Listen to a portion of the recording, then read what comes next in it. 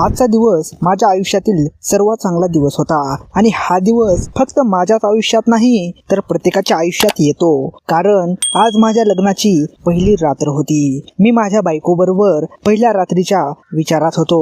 सुहाग रात्र साजरी करण्यापूर्वी मी माझ्या बायकोशी थोडा वेळ बोलत होतो. आम्ही दोघे आमच्या भविष्याबद्दल बोलत होतो. हळूहळू रात्री 1 वाजत होते. त्यानंतर आम्ही पुढचा कार्यक्रम सुरू करणारच होतो. मग आम्हाला एका बाईच्या धडधडीचा आवाज ऐकू आला. मी लगेच उठलो आणि रूमचा लाईट चालू केला. मला माझी सासू माझ्या समोर दिसली, म्हणजेच माझ्या बायकोची आई माझ्या खोलीत बसली होती. मी काही बोलण्याआधीच माझी सासू म्हणाली, जावाई बापू, तू तुझे काम चालू ठेव, मी काही करणार नाही. मी फक्त इथे बसून तुम्हा लोकांना सुहागरात्र करताना पाहते. मी म्हणालो, मम्मीजी, तुम्ही असे कसे बोलत आहात आणि तुम्ही माझ्या रूममध्ये कसे आलात? मग माझी बायको म्हणाली, हो मम्मी, हे सगळे काय आहे आणि तू आमच्या रूममध्ये काय करत आहेस? मी म्हणालो, म्हणून तुम्ही आम्हाला इथे हनीमून सेलिब्रेट करण्यासाठी हट्ट धरला होतात का? माझी सासू म्हणाली, बेटा, असे काही नाही, आम्हाला काही समजत नव्हते आम्ही काय करायचे. माझी बायको म्हणाली, आई, तू आमच्या समोर राहिलीस तर आमच्या आयुष्यातील सर्वात सुंदर क्षण आम्ही कसे घालवणार आणि पुढचे काम कसे करणार? मग तिची आई म्हणाली, बेटा, तुम्ही लोक असे विचार करा की जणू घरात तुम्हा दोघांशिवाय दुसरे कोणीच नाही. मी माझ्या बायकोला म्हणालो, तुझी आई आपल्याला आपले आयुष्य सुरू करू देणार नाही असे वाटत आहे. तर मित्रांनो, कसे आहात? मजेत ना? तर आजचा किस्सा खूप एंटरटेनिंग असणार आहे, कारण मी माझ्या बायकोला तसेच माझ्या सासूला स्वर्गात घेऊन गेलो होतो. मित्रांनो, माझे नाव अविनाश आहे आणि मी नांदेडचा आहे. माझे आई वडील मला लहानपणीपासूनच सोडून गेले. आजी आजोबांनी मला वाढवले होते. मी ज्या गावात राहत होतो त्या गावात शिक्षणाची सोय नव्हती, म्हणूनच मी अजिबात शिकलेलो नव्हतो. माझे आजी आजोबा खूप गरीब होते. त्यांनी मला मोठ्या कष्टाने वाढवले होते. जेव्हा मी 21 वर्षाचा झालो होतो तेव्हा मी माझी घरची अवस्था पाहिली आणि पैसे कमवण्यासाठी पुण्याला गेलो. तिथे मला एका मोठ्या चांगल्या कंपनीत नोकरी मिळाली. हळूहळू 1 वर्ष निघून गेले. मग मला माझ्या लग्नाची तारीख आठवते.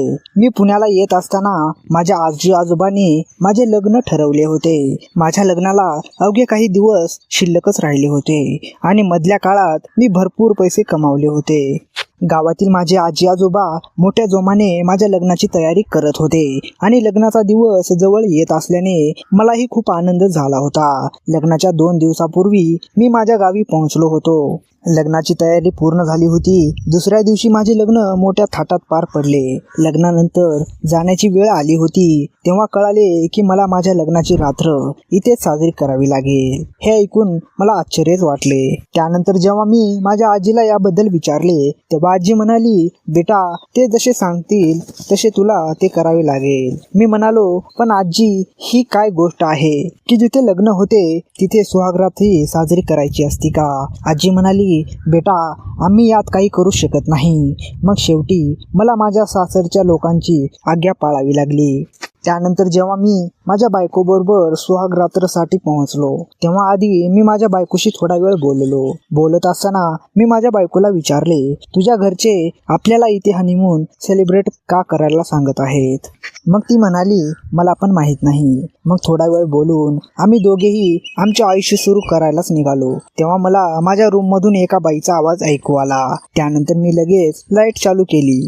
मी पाहिले की माझ्या सासूबाई आमच्या रूममध्ये उपस्थित होत्या. सासूबाई आम्हा दोघांना सांगत होत्या की तुम्ही लोक न थांबता तुमचे काम करा, पण आमच्यात काहीच झाले नाही आणि सकाळ झाली तेव्हा गावात पंचायत बसली आणि माझी सासू पण तिथे आली होती. पंचायतीच्या लोकांनी माझ्या सासूला विचारले की रात्री सर्व काही ठीक होते का? मग माझी सासू म्हणाली, सर्व काही ठीक होते. सर्व काही आपल्या परंपरेसारखेच चांगले झाले. मी विचार करायला भाग पडलो की आमच्यात काही झाले नसताना माझी सासू खोटं का बोलत आहे. मग पंचायतीचे प्रमुख माझ्या सासूबाईंना म्हणाले, आम्ही तुमच्या बोलण्यावर विश्वास ठेवू शकत नाही. तुम्ही हनीमूनला ठेवलेली चादर घेऊन या आणि मग आम्हाला समजेल की जे काही झाले ते आपल्या रीतिरिवाजानुसारच झाले. माझी सासू ती चादर सोबत घेऊन आली होती. मग ती चादर सगळ्यांना दाखवू लागली. तिथे जे काही चाललेले होते मला काहीच समजत नव्हते. मग पंचायतीचे लोक म्हणाले की हे लग्न यशस्वी झाले नाही, कारण त्या नवरा बायकोने त्यांच्या आयुष्यातला तो सुंदर क्षण जगलाच नाही. मला काहीच समजत नव्हते, म्हणून मी तिथे उभे असलेल्या एका म्हातारीला विचारले. मग ती म्हणाली, इथे नवरा बायको आपल्या लग्नाची पहिली रात्र इथेच साजरी करतात आणि त्या रात्री ते कसे वागतात हे पाहण्यासाठी वधूची आई देखील त्यांच्या खोलीत लपून बसते आणि ते सर्व काही पाहते आणि रात्री जे काही घडलं ते सर्व सकाळी पंचायतीत वधूच्या आईला सांगावे लागते. कारण आमच्या इथे पहिल्या रात्री नवरा बायकोची रात्र चांगली असेल तर त्यांची नाते आयुष्यभर चांगले राहील असं त्यांना वाटतं. मी म्हणालो, काही झाले नाही तर काय होईल? मग ती म्हातारी म्हणाली, मग त्यांचे लग्न ते तोडून टाकतात. हे ऐकताच माझ्या डोक्याला चक्कर आली.